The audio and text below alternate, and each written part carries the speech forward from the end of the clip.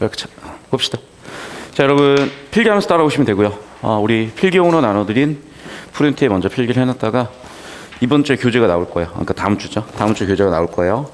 그 교재에 다시 한번 복습 정리를 철저하게 해주시고, 사실 이제 여러분 수업 듣는 자세가 약간 체력 문제가 같긴 해. 지금 고1이나 고2들보다도 훨씬 자세가 좋아요, 우리 중3들이. 그래서 뭐 애정도 가고 좀 여러분한테 여러 가지 도움이 될 만한 말씀들도 좀 드리고 있는데,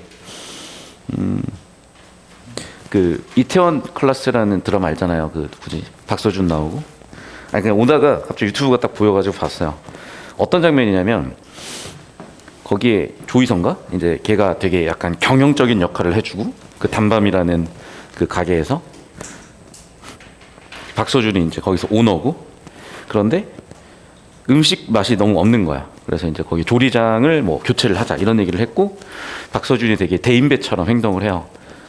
이번 달 월급 2배 넣었으니까 너가 더 보여달라 이렇게. 여러분 세상이요, 그렇게도 굴러가지만 그렇게 안 굴러가는 경우도 되게 많아요.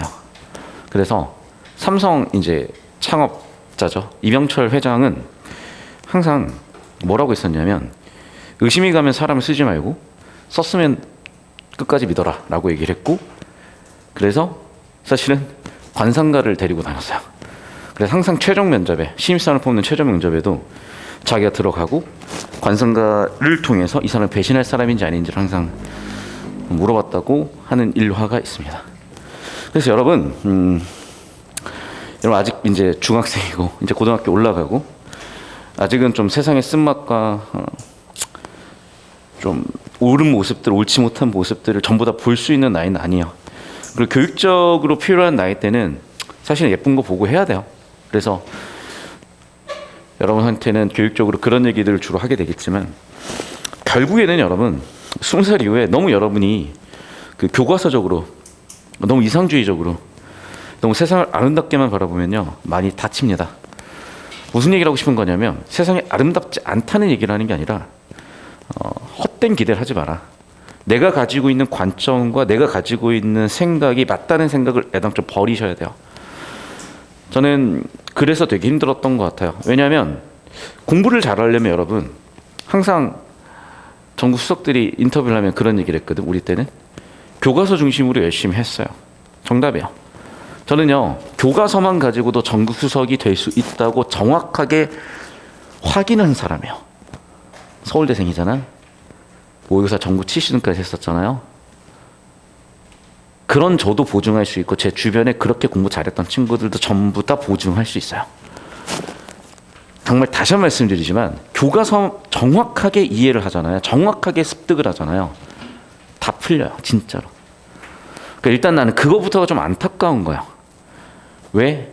여러분이 수학을 진짜 열심히 하는데 보면은 교과서 개념도 정확히 모른다니까. 너 수직선하고 수선 이제는 알잖아, 나한테 배워서. 근데 수직선하고 수선을 구분하라 그러면 못해요. 거기서 시작을 하는 거거든, 모든 문제의 시작은. 기본기에서. 자, 비슷한 맥락에서 무슨 얘기를 드리려는 거냐면, 그냥 여러분한테 어떤 세상을 보는 관점을 끼워주는 거니까 그냥 흘려 들으시고, 또 진작에 어머니한테 가서 뭐 이런 얘기 하지 마. 저는 이제 개인적인 감정이에요, 이거는.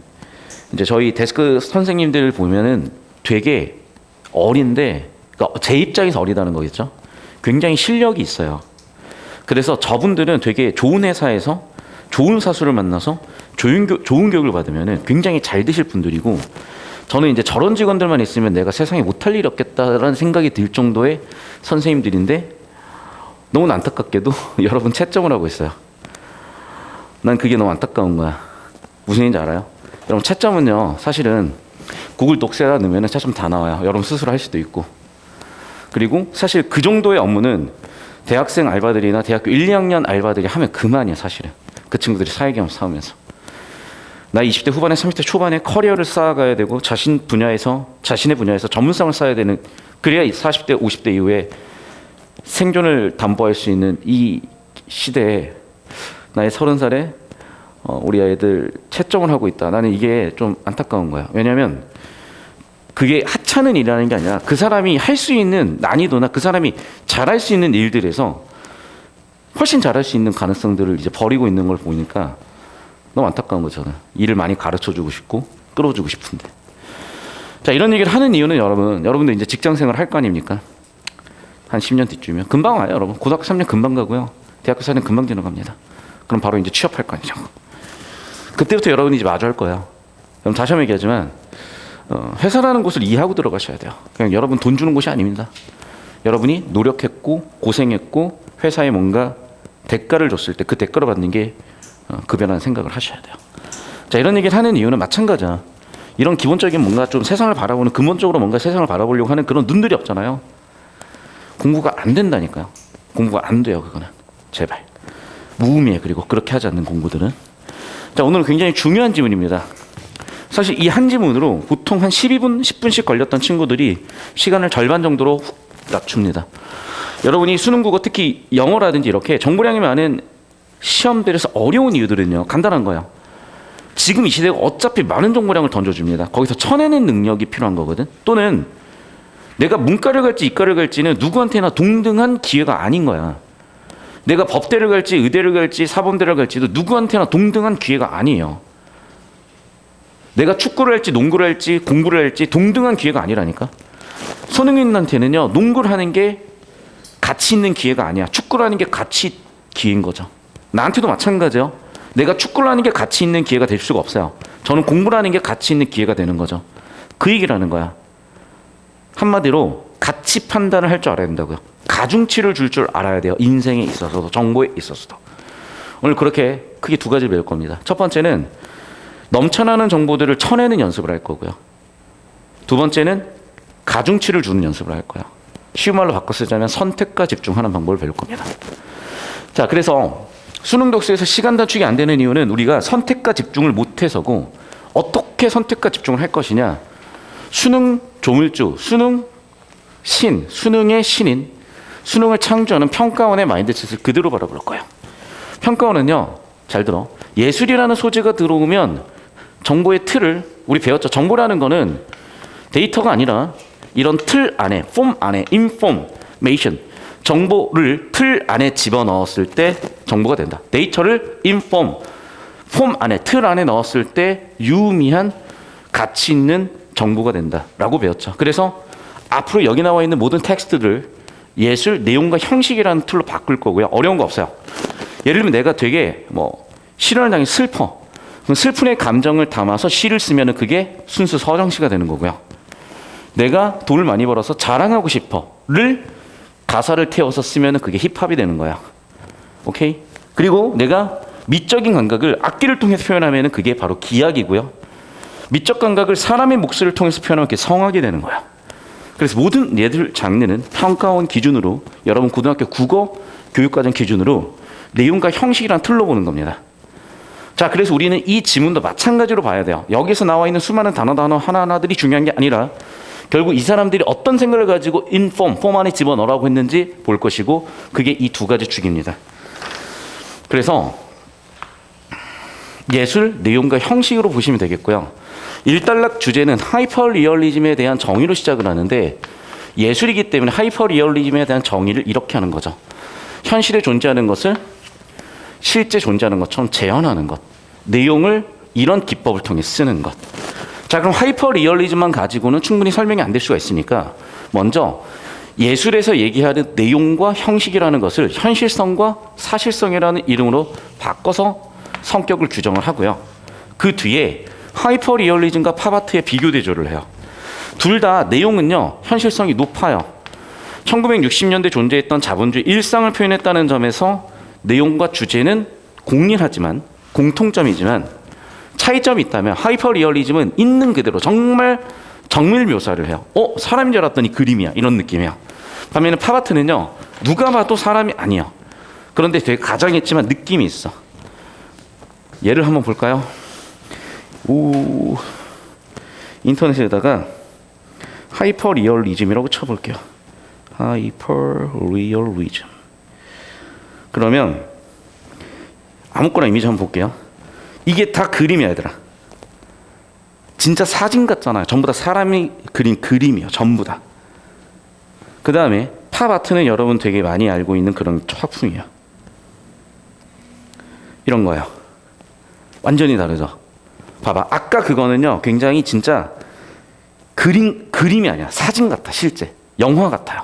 있는 사람 그대로인 것 같아. 근데 이거 전부 다 손으로 그린 거야, 얘들아.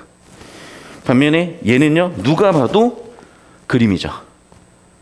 하지만 과장되어 있고 뭔가 여기서 느낌을 주는 거야. 이게 팝아트고요. 이게 하이퍼 리얼리즘입니다. 그럼 이거 배워서 뭐 할 거냐? 되게 중요할 거래더라. 되게 중요할 거야. 제가 예전에 서울대 경영대에서 하는 전략기획 특강이라고 해가지고 2시간짜리인데 매주 개꿀이었어, 개꿀. 그 서울대 후문에 가보면은 백상갈비라고 아직도 기억나네요. 왜냐면 거기서 진짜 고기를 무제한으로 배 터질 때까지 먹었거든. 그 LG 사장단이 와가지고 서울대 학생들을 대상으로, 특히 이제 서울대 경영대 학생들이죠. 난 경희도 아니었지만 들었어요. 강연을 해주는 그런 프로그램이었는데 굉장히 유익했어요. 그리고 디프리를 하면 LG에 있는 임직원들이 와가지고 멘토 역할을 하면서 막 얘기를 해.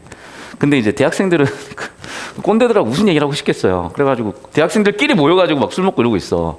근데 난 너무 좋았던 게 제가 6개월 내내 그 수업을 들으면서 저는 LG의 모든 사장단과 임원을 다 만난 사람이 된 거야. 그러니까 항상 교수님 계시고, 그날 예를 들면 뭐 LG 디스플레이가 있으면 LG 디스플레이 대표이사님이 오셨고 되게 중요한 역할을 하는 임직원분들이 와 계실 거 아니야. 그럼 그 자리에 학생이 한 명은 있어야 될 거 아니야. 난 항상 거기 끼었어, 이제. 껴가지고 열심히 이제 말씀도 나누고 하면서 정말 많은 걸 배웠었죠, 그때. 그때 제가 아직도 인상에 남는 게 뭐냐면 그분이 카이스트 산업공학과 나오신 분인데 딱 봐도 천재예요. 근데 저는 그분 덕분에 완전히 눈이 확 트였던 게 뭐냐면, 우리가 유럽 같은 데 여행 가면 되게 건물이 되게 예뻐요. 그 건물이 아르누보 양식이라는 것도 그때 처음 배웠고요. 미국에 가면은 직선으로 쭉쭉 뻗어 있는 건물들이 있어. 그게 모더니즘 건물이라는 거 그때 처음 알았어요. 되게 예술에 대해서 전혀 몰랐었죠. 근데 재밌는 게 뭐냐, 아이폰도 마찬가지야. 너 옛날 아이폰들 보면은 이렇게 각진 게 아니라 둥구스름해요. 그러니까 지금 보면 이렇게 옆에서 각져 있잖아. 옛날 아이폰 보면 이렇게 둥구스름한 형태가 있단 말이야. 이것도 미적으로 가는 거야. 둥구스름했다가 각졌다가, 둥구스름했다가 각졌다가.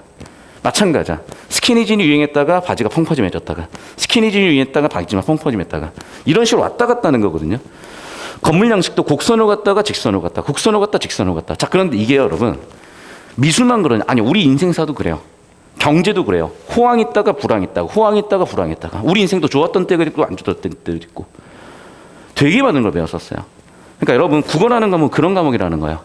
우리가 지금 하이퍼리얼리즘 배우는 거는 중요한 게 아니야. 이 한 지문을 통해서 여러분이 어느 순간 딱 하나 세상이 딱 트여요. 눈이 확 트여. 확 바뀌어요. 그러면 세상이 달리 보이기 시작을 하고 여러분이 그때 말 그대로 현자가 되어 있는 거죠. 그러면 세상이 쉬워져요. 내가 어떤 게임에서 그랜드 마스터를 찍은 것처럼 세상이 쉬워져요. 다른 애들은 막 광물에서 허덕이고 있어. 진짜 그럼 가지고 놀 수가 있는 그런 게임이 될 거예요. 어차피 한 번 사는 인생인데 한 번쯤 그럴 걸 겪어봐야 되지 않겠습니까? 자, 그래서 같이 갈 거고요. 내가 이거를 5분 안에 풀 수 있다고 장담하는 이유를 곧 확인할 겁니다. 자, 지문 필기하면서 따라오십시오. 항상 1단락은 여러분 이제 알죠? 우리 주제 세팅 단락입니다. 쓰면서 가세요. 파란색으로. 자, 미술관에서라고 던져놨는데 구체적인 사례로 도입을 했어요. 우리 또 움직이고 서 있는 관광객분들 본다면 사람은 다시 한번 바라볼 것이고 봤더니 놀라거래. 하이퍼리얼리즘. 아까랑 마찬가지야. 우리가 미술관을 딱 가서 봤어. 가서 봤더니 어디냐, 하이퍼리얼리즘.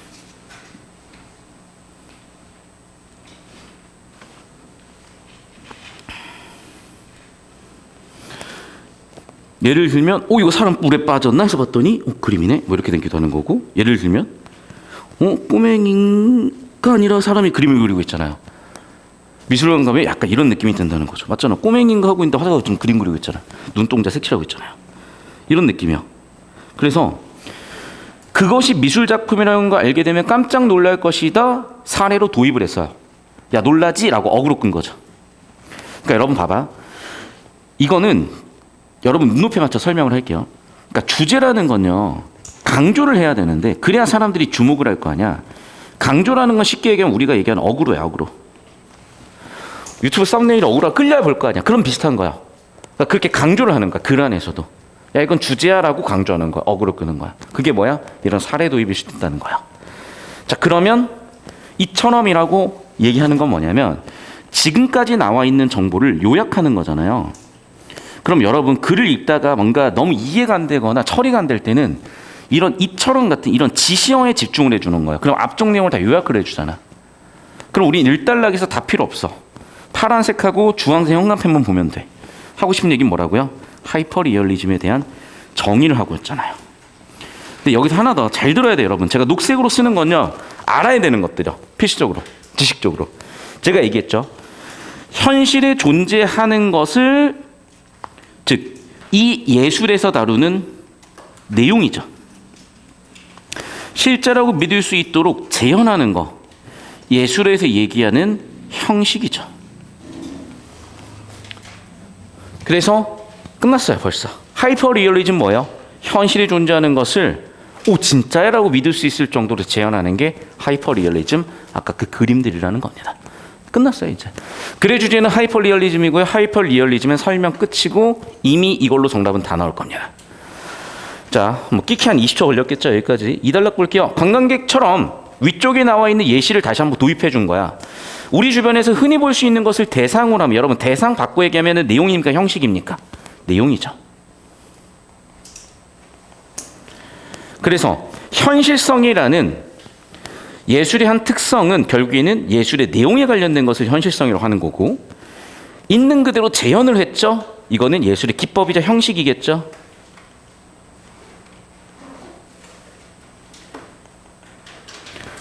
그게 뭐다? 사실성이다. 결국에는 평가원 마인드셋대로 예술이라는 건 내용과 형식이라는 정보 틀로 볼 수 있는데, 예술의 내용은 현실성, 예술의 재현은 사실성, 예술의 형식은 사실성이라고 바꿔 쓴 것뿐이에요. 그럼 당연히 하이퍼 리얼리즘은요, 내용도 형식도, 내용도 현실에 존재하는 거, 형식도 재현이니까 현실성, 사실성 당연히 높일 수밖에 없겠죠. 그런데 갑자기 뭐가 나왔냐? 팝 아트가 나옵니다. 왜 나왔겠어요? 비교하려고요. 비교하는 이유는요, 비교를 통해서 하이퍼 리얼리즘의 특성을 더 잘 보여줄 수 있으니까. 보이죠? 그래서 공통점은 여기 있습니다. 1960년대 미국에서 발달 현재까지 유행하고 있다. 당시 자본주의 사회 일상을 모습을 대상으로 했다는 것은 공통점이에요. 보였죠, 여러분? 즉 예술의 내용적인 부분은 공통이요. 둘 다 주제는 뭐야? 자본주의 사회의 일상을 담고 있습니다. 자연 그림 아니고요. 인물화 아니에요. 자본주의 사회의 일상을 담고 있습니다. 두 번째, 그런데 팝 아트는 어떻게 했냐? 함축적으로 변형했고요. 하이퍼 리얼리즘은 재현했다니까요. 차이점 뭡니까? 예술의 형식적 차이가 있는 거죠. 공통점은 내용이고 차이점은 형식이군요. 그래서 팝 아트는 당연히 내용적인 측면에서는 공통 내용적인 현실성은 높지만 사실성은 낮고, 반면 하이퍼 리얼리즘은 둘 다 높겠죠. 다시 한번 똑같은 얘기 반복입니다. 뭐라고요? 재현, 예술의 형식이죠. 새로운 재료를 썼다, 기계적인 방식을 썼다, 이것도 기법이나 형식이죠. 재현, 형식이죠. 인쇄 매체를 썼다, 형식이죠. 그래서 정리하면 자본주의 사회의 일상이라는 두 예술의 주제의식은 예술의 내용으로서 공통점이었지만 차이점 뭐라고요? 형식의 차이점. 한 해는 변형을 했고 한 해는 정확히 재현하려고 했다요. 자, 그럼 봐봐 얘들아. 이게 줄글로 이렇게 설명을 하면 이제 겨우 설명이 됐고 이해가 됐잖아. 근데 정리가 안 돼. 그러니까 여러분이 과학이나 사회를 보면은 자습서에 정리를 해놓잖아요. 개념으로. 심지어 수학조차도 공식을 정리해 놓잖아. 그래서 이렇게 정리를 해야 되는 거라니까요. 국어도. 여러분 할 줄 알아야 돼요. 시험장 가면 니네가 해야 돼. 그래서 하이퍼 리얼리즘은 현실에 존재하는 것을 재현한다 그랬었고, 두 개를 비교하면은 둘 다 공통점은 주제는 자본주의 일상이야. 하이퍼 리얼리즘은 재현했고요. 팝 아트는 변형이라는 기법을 썼다는 겁니다. 여기까지 됐습니까? 3단락 보겠습니다. 자본주의 일상이라는 봐봐, 반복되면 굉장히 빡세게 중요하다 그랬었죠. 그래서 예시로서 설명을 하려고 하는 거고요. 헨슨이라는 작가의 그림이 있어요. 근데 봐라 얘들아, 글의 주제는 뭐야? 자본주의 일상을 긍정적으로 바라봤어요? 아니요, 비판적으로 바라봤어요. 탐욕이라고 바라봤어요. 욕망, 객체, 결국 정리하면 뭐라고요? 네, 과잉 소비 형상, 욕망의 객체, 욕망의 뭐 주체, 전부 다 뭐니? 자본주의를 되게 비판적으로 보는 글의 주제가 되는 거죠. 그러면 이 작품의 주제는 뭐였다고? 하이퍼리얼리즘 주제는 뭐였다고요? 자본주의에 대한 비판적 생각이 되는 거잖아. 얘들아, 그러면 정답이 바로 나와. 봐. 바로 이 문제 풀 수 있죠? 또는 바로 이 문제를 풀 수 있죠.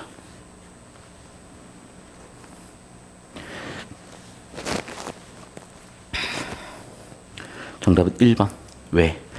팝아트와 하이퍼리얼리즘의 공통점은 뭔데요? 주제가, 즉 예술의 내용이 자본주의 일상이잖아. 정답 1번. 왜? 생각을 해봐. 예술 지문이지 가장 가치 높은 정보가 뭐겠어? 내용 플러스 형식이야.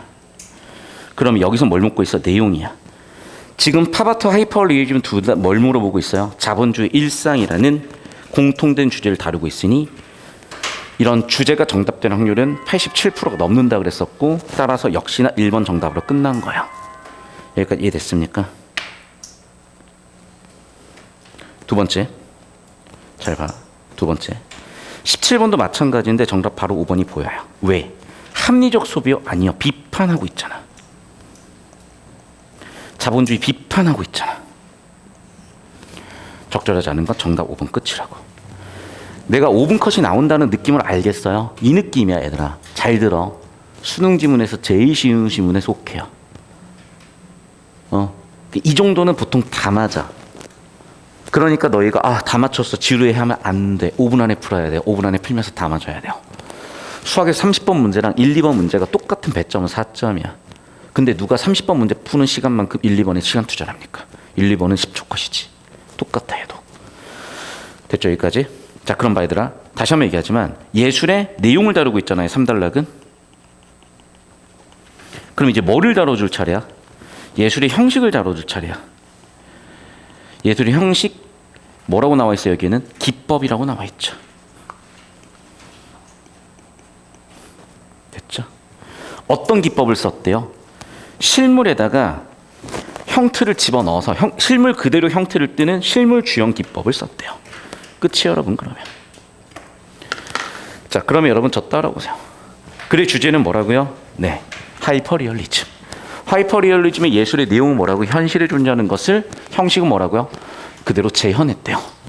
하이퍼리얼리즘과 팝아트를 비교해 봤더니 둘 다 내용, 현실에 존재한다는 현실성은 높아. 둘 다 주제는 자본주의 일상이요. 하지만 형식의 차이는 있는데 하이퍼리얼리즘은 재현을, 팝아트는 변형을 했다고요. 자, 3단락이 예시를 들어서 이해를 했고요. 헨슨의 작품은 주제가 뭐다? 자본주의 비판이다.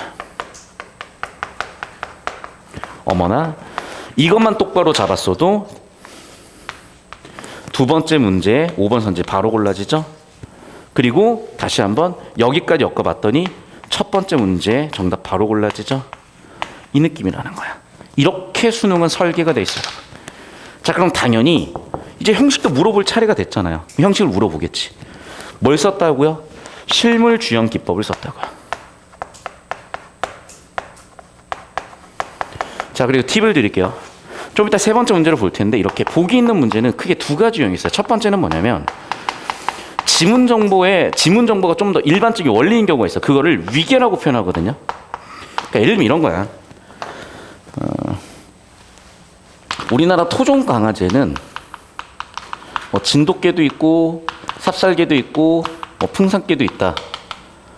그러면 이걸 상위 위계라고, 이걸 하위 위계라고 해요. 이게 위계야, 얘들아. 됐어? 그래서 지문 정보가, 지문이 좀 더 위계가 높잖아요. 그리고 보기가 좀 더 위계가 낮잖아요. 그럼 보통 지문에 나와 있는 원리를 이해해서 보기에다가 적용하는 문제들이에요. 그런데 우리 지금 푸는 이 유형처럼 위계가 동등할 때가 있어요. 이럴 때는 그냥 표 그리시면 돼요. 왜냐하면 가치가, 위계가 동등하기 때문에 얘는 대부분 비교 대조하라는 문제거든. 그래서 우리가 수학에서 그래프 그리는 것처럼 정보 처리를, 정보라는 건 폼 안에 넣는 거잖아. 그래프라는 폼 안에 넣는 것처럼 표라는 폼 안에 넣을 줄 알아야 돼요. 그게 기본이야. 그러니까 여러분 나중에 저희 직원들도 제가 지금 좀 답답해하는 부분 중에 하나가 뭐냐면 엑셀, 구글 스프레드시트라는 그 표 처리하는 정보 처리를 잘 못해. 환장해요. 그런데 그게 1980년대 이제 스프레드시트라는 그 프로그램이 처음 발명되면서 그 뒤로 진짜 어마어마하게 시대가 바뀌었는데 왜 지금 문과는 서울대 경영을 나와도 취업이 안 되냐면 그것 때문이에요. 그러니까 1980년대, 90년대 직장생활 하셨던 부모님들 말씀 들어보잖아요. PPT를 손으로 다 그리고요. 엑셀을 다 손으로 그려요. 옛날 무한도전 여러분 기억나요? 엄청 여러분 아기 때? 그때 정준하 씨가 과장으로 나와가지고 PPT 손으로 진짜 예술로 그렸어. 진짜 난리나. 그때 PPT가 아니라 궤도라고 했어요. 여러분 알아요 혹시 궤도? 그런 시절이야. 손으로 그렸어 PPT를 다. 진짜로. 옛날 시험지 여러분 우리가 한글 워드 쳐가지고 선생님들이 시험지 뽑잖아. 옛날에는요 선생님이 손으로 썼다니까. 시험 문제를 손으로 다 쓰셨어 진짜. 선생님들 그때 어떻게 했을까? 시험지를 진짜 손으로 다 썼어요. 어떻게 할 거야? 워드 치는 게 없는데. 진짜 그런 시절이 있었어요. 그러니까 그때는 문과가 할 일이 있었던 거야. 이제는 기계가 대신하면 돼. 100명이 하던 일 1명이면 돼요. 진짜로. 그러니까 문과 100자리가 있었잖아. 한 자리로 준 거야. 그러니까 문과는 여러분 어차피 갑에 취업 안 된다니까. 그러니까 이미 여러분 문과는 끝났다고 생각하시면 돼요. 그걸 생각하고 공부를 하세요. 다시 한번 얘기하지만. 자, 정리하면 이거예요. 그래서 봅시다. 됐죠? 자, 그러면 얘는 뭐 하라고? 위계가 동일하잖아. 둘 다 예시 작품들이잖아. 그럼 뭐 하겠어? 비교 대조예요. 비교 대조는 뭐 그리라고? 표 그리라고. 자, 그럼 표를 그려볼게요. 이쪽에다가. 자, 일단은 작품에 나와 있는 헨슨이요. 그리고 아까도 얘기했지만은 두 문제씩이나 지금 예술의 내용을 물었으면 여기는 예술의 형식을 물을 차례 같아요. 그럼 헨슨의 예술은 어떤 형식? 실물 주형 기법이요. 실물의 틀을 짰죠. 반면에 쿠넬리스는요. 실제 말을 갖다 놨어요. 코스스는요. 실제 의자도 있지만 그림도 있고 글도 있어요. 그러면 세 명이서 의견 교환을 할 거 아니야. 당연히 뭐라고 하겠어. 야, 재현의 일대장은 실제를 갖다 놓으면 되지라고 쿠넬리스는 주장할 거 아니에요. 그쵸? 반면에 야, 실제 말은 에바지. 실물을 틀을 뜨면 되지라고 헨슨은 주장할 거 아니냐고. 됐습니까? 그러니까 당연히 정답은 3번이야. 왜? 쿠넬리스는 야, 실물 갖다 놔. 그냥 말 갖다 놓으면 되지. 뭘 그거를 틀을 뜨고 있어. 라고 얘기를 하는 거고. 헨슨은 지문에 나온 대로 뭐라고 하겠어? 에바야, 실물 주행해야 돼. 라고 얘기를 하는 거야, 당연히. 비교되죠? 정답 바로 3번 보였겠죠? 5분 컷이라는 느낌이 보입니까? 그러니까 우리가 이런 거예요. 우리가 수학 문제도 마찬가지. 아, 이거 이렇게 푸는 거였어. 느낌일 때 시간이 확 줄잖아. 근데 실전에서 이거구나라고 풀기도 하잖아요. 근데 보자마자 푸는 애들이 훨씬 빠르고 정확하잖아. 국어도 그런 느낌이에요. 국어도. 그러니까 지금부터 배워놓으셔야 돼요. 그러니까 저는 여러분이 지금 되게 자세가 좋고 열심히 하고 그 기회가 보이는 게 왜 그러냐면 분명히 국어학원도 어디선가 다녔을 텐데 그걸 다 까먹고 있는 게 난 너무 좋아. 그러니까 아예 다른 과목처럼 여러분이 지금 국어를 받아들이고 있거든요. 특히나 비문학은 건드려 본 적이 없는 것 같아. 그러니까 오케이예요. 그냥 이렇게 하시면 돼요. 그리고 사실은 고등학교 수학도 그렇게 해야 돼. 아, 막 진짜 가르치고 싶어서 근질근질하거든, 막 진짜. 여러분 그런 뭐 유튜브 알아요? 헬창들 유튜브를 보면은 막 진짜 뉴비들 오잖아. 그러면 진짜 헬창들 막 고인물들이 그 뉴비를 계속 쳐다보이는, 저 보조 잡아주고 싶어 막 이러면서 어떻게 막 걔를 몸을 만들어주고 싶어가지고 막 옆에 보조 쳐주고 싶어가지고 환장하거든. 약간 열어보면 그런 느낌이야. 왜? 헬스장 갔는데 막 핑크 덤벨 들고 깨작깨작 이러고 있으면 뭐 쟤는 운동할 마음도 없나 보다. 사진 찍다 가라 이렇게 되는데 막 얘가 막 열심히 해 막 근데 막 좀 못해. 그러면은 막 키우고 싶은 그 느낌 알아요 혹시 여러분? 그 막 육성 게임 하는 것 같아. 막 진짜 무슨 그 레벨 1짜리 쪼랩들이 이렇게 키워주고 막 그런 것 같아. 그래서 여러분 보고 있으면 얘네 정말 잘 클 것 같은데 이러면서 내가 지금 약간 기대가 있어요. 일단 국어는 잘 배우시고 나머지도 기회가 되면 제가 정리할 수 있는 기회 있으면 좋겠습니다. 이 느낌이요. 5분 컷이라는 느낌은 잡히셨죠? 자, 캡처해서 단톡 올려드릴 테니까 딱 이대로 느낌 필기 다시 한번 하시고 이거 다시 한번 필기 해주시면 됩니다.